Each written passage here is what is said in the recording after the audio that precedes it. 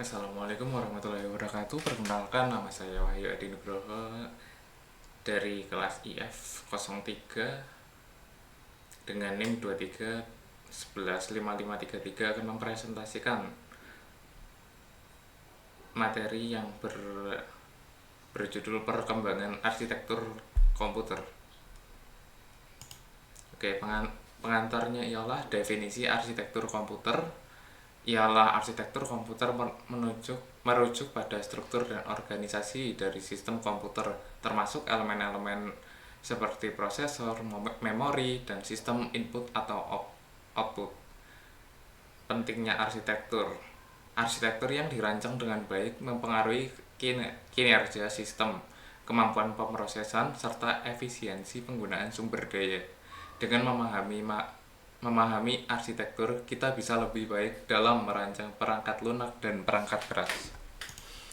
Oke, dari generasi pertama yang dimulai dari 1940 sampai 1956. Yang pertama ada ENIAC yang merupakan salah satu komputer elektronik pertama yang digunakan untuk perhitungan balistik.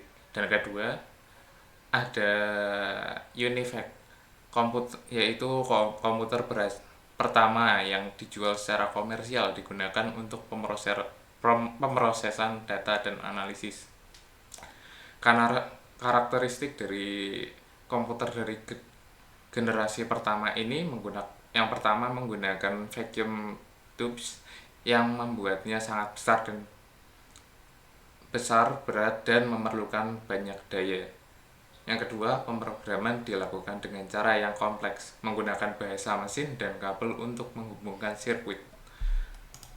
Lalu ada generasi kedua yang dimulai dari 1956 sampai 1963. Contohnya ada IBM 7094 yang digunakan untuk penelitian ilmiah dan aplikasi teknik. Dan yang kedua ada CDC 6600 yang dianggap sebagai komputer tercepat pada masanya dengan arsitektur yang inovatif. Karakteristik dari komputer generasi kedua ini, yang pertama, transistor menggantikan vacuum tubes yang mengurangi ukuran dan meningkatkan efisiensi. Lalu yang kedua, penggunaan bahasa pemrograman tingkat tinggi seperti Fortran dan COBOL memungkinkan pengembangan perangkat lunak yang lebih mudah dan lebih cepat. Oke, yang ketiga dan tentunya generasi ketiga itu bermula dari 1964 sampai 1971. Dan contohnya adalah IBM System 360 yang memperkenalkan arsitektur keluarga yang memungkinkan berbagai model komputer untuk beroperasi dengan perangkat lunak yang sama. Karakteristik dari komputer generasi ketiga yaitu penggunaan integrated circuit atau IC yang mengurangi ukuran dan biaya produksi. Selanjutnya karakteristiknya adalah memperkenalkan konsep multiprogramming yang memungkinkan beberapa program berjalan pada waktu yang sama, meningkatkan pemanfaatan CPU. Selanjutnya ada komputer generasi keempat yang bermula dari 1971 sampai sekarang. Contohnya seperti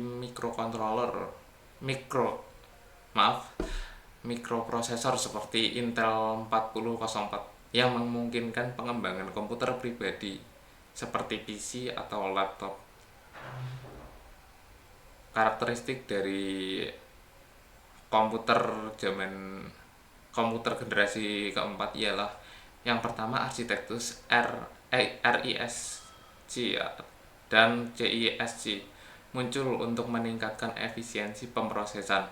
Yang kedua, munculnya komputer pribadi seperti PC atau laptop membawa revolusi di bidang teknologi informasi, memungkinkan pengguna individu untuk memiliki dan menggunakan komputer.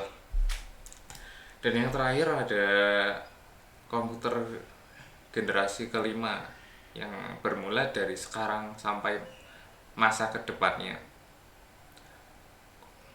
Contohnya seperti komputer berbasis kecerdasan buatan atau artificial intelligence, seperti sistem berbasis neural network atau jaringan jaringan saraf dan komputasi kuantum. Ya bisa dibilang itu seperti komputer kuantum itu. Karakteristik dari komputer generasi kelima ini, yang pertama ialah fokus pada pengembangan kecerdasan buatan atau artificial intelligence atau AI dan machine learning yang memungkinkan komputer belajar dari data dan beradaptasi dengan lingkungan. Yang kedua, penggunaan teknologi paralelisme untuk meningkatkan kinerja di mana beberapa proses dapat dijalankan bersamaan. Sangat penting dalam pengolahan data besar. Oke, selanjutnya ada 5 jenis arsitektur modern. Yang pertama, arsitektur von Neumann. Memiliki satu jalur untuk instruksi dan data yang dapat menyebabkan bottleneck ketika CPU dan memori saling menunggu. Yang kedua ada arsitektur Harvard, yaitu memisahkan jalur untuk instruksi dan data yang memungkinkan pemrosesan lebih cepat. Selanjutnya ada konsep paralelisme. Munculnya arsitektur multicore dan GPU atau Graphic Processing Unit memungkinkan eksekusi instruksi secara bersamaan yang sangat bermanfaat dalam aplikasi pemrosesan berat seperti grafik dan AI. Selanjutnya ada RISC atau Reduced Instruction Set Computer, yaitu memfokuskan pada penggunaan instruksi sederhana untuk kecepatan pemrosesan.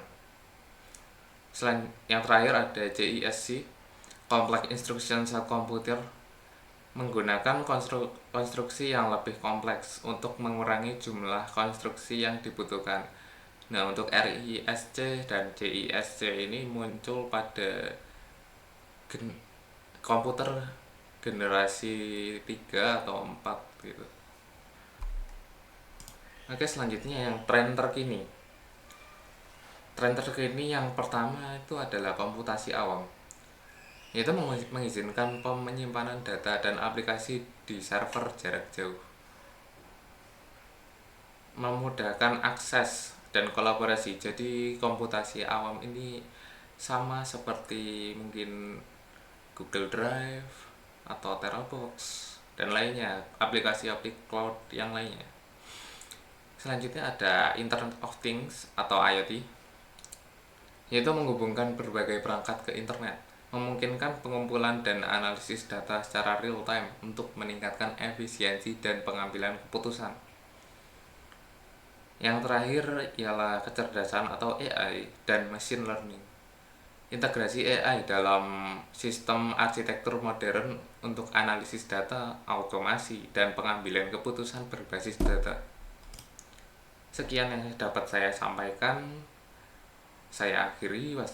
Wassalamualaikum warahmatullahi wabarakatuh.